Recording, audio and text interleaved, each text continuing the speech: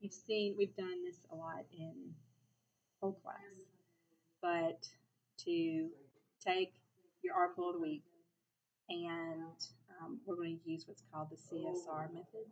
So, certain kinds of prompts and certain techniques that help you kind of formulate a when you have to write a reflection on this, okay? And it kind of helps you understand what you're reading and help you follow what you're reading. And with these questions that is on the back, if you've already kind of divulged through this a little bit and use these CSR techniques, then you're more likely to be able to answer the questions in the back. So, first of all, um,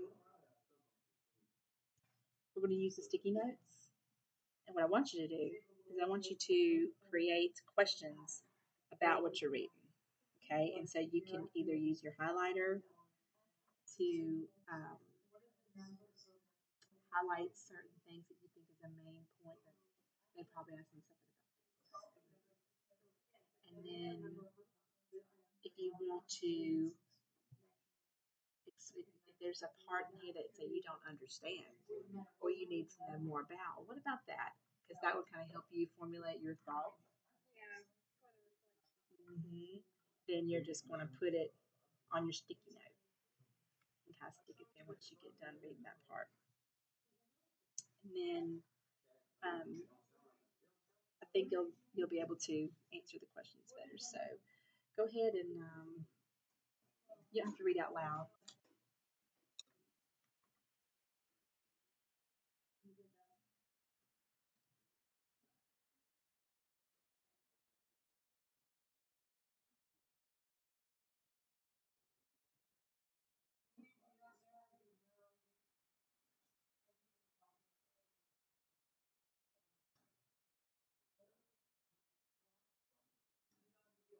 I have a question for you as far as your reflection, and we're talking about argumentative writing, right? You're good. Okay, good. This the title of this article is fair play. So right here, what is your first thought when you see that? But like all college athletes, Marietta doesn't get it. But do you think that's fair or not?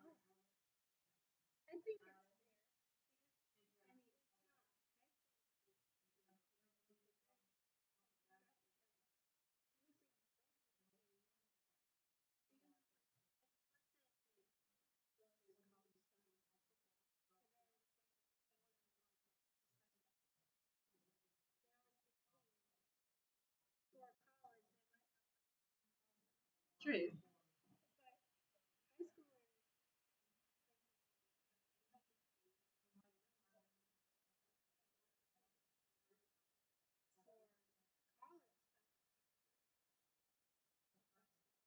right? Because it's kind of like an internship. I guess you could look at it that way. But I, what about what would someone say? School earning millions. Oh no, based on that.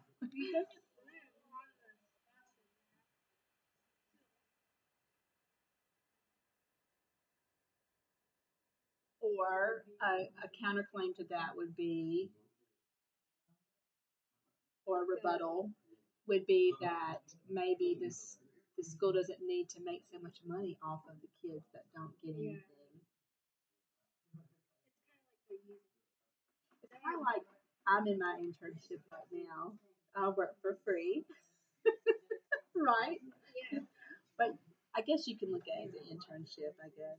But yeah, so I'm gonna say there for the school to make millions off the skills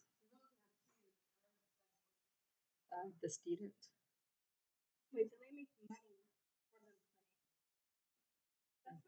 If the kids they bring in make a lot of money, or if they play well, then that school makes way more money than the schools that have kids that aren't just superstar players. All right, let's read on.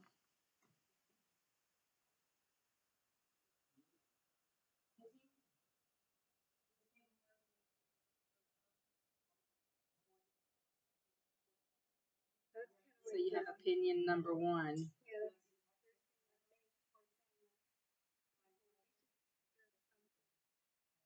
Hmm.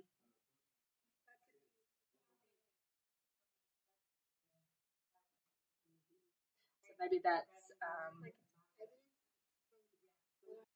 well, we hadn't started on the strategy for um, argumentative writing, but this is kind of showing you some. So we can at least annotate, where a claim is.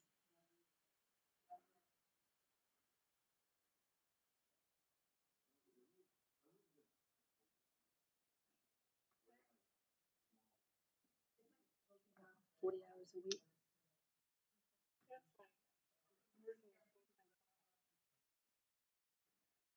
Now,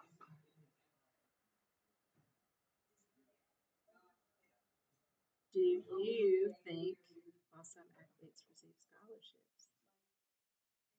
Scholarship pay? Okay? So, a good question to find out about that is, do all of them receive scholarships?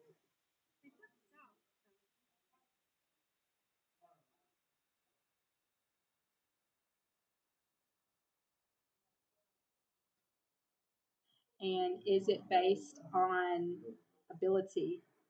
Playing football based on ability? Because if that was so, they're going to play them more, and if they play them more, they get more money, and in turn, the student would get scholarship. I mean, I would think that.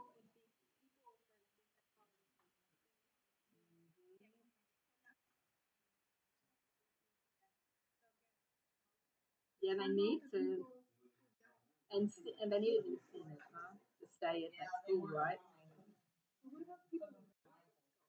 Let's see what it says. According to New York Times, the average athletic scholarship is less than. Oh, wow, really? Less than 11,000 a year?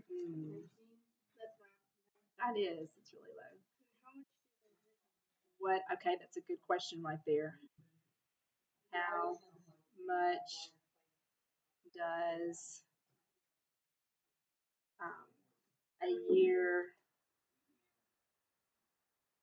typically cost? That would definitely make a difference right there. It definitely does sound like a full scholarship. College athletes are just like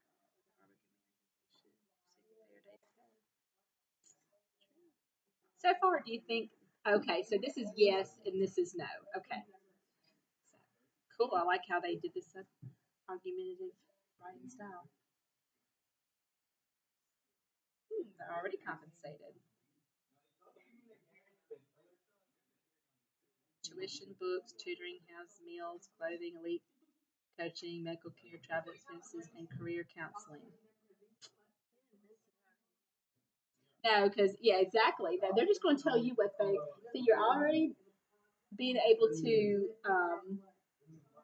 delineate the differences in a argumentative writing. Because yeah, they're going to tell you what they want you to hear. Now let's talk about what the opposition wants to hear. So these are all pay to them.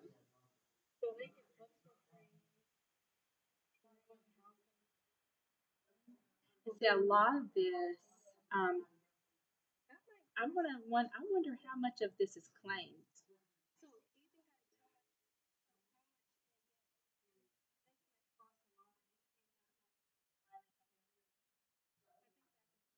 Right.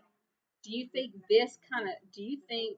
I wonder how much, like monetarily wise, is claimed by all of these things versus what they're reporting is only $11,000 for a school. Would be a question I would want to know. How much does this equate to, right? At some schools, the value of those benefits. Okay, well, it just answered our question right here. Might be it's $250,000. Exactly. So it equates to that. Others say that most colleges simply don't have the money to pay student athletes. 23 out of 288 athletic departments in the NCAA colleges made enough money to cover their expenses. If schools have to pay student athletes, they may have to drop less profitable sports such as lacrosse, field track, field tennis to raise tuition. Paying student athletes would undermine the value of college education, some people say. 2% of college athletes ever compete professionally. Hmm. Okay. So, Mr. Rick Burton of a sports management professor, his point of view is student athletes should remember their main purpose while in school is an education, not get paid. Actually, only 2% ever go professional. So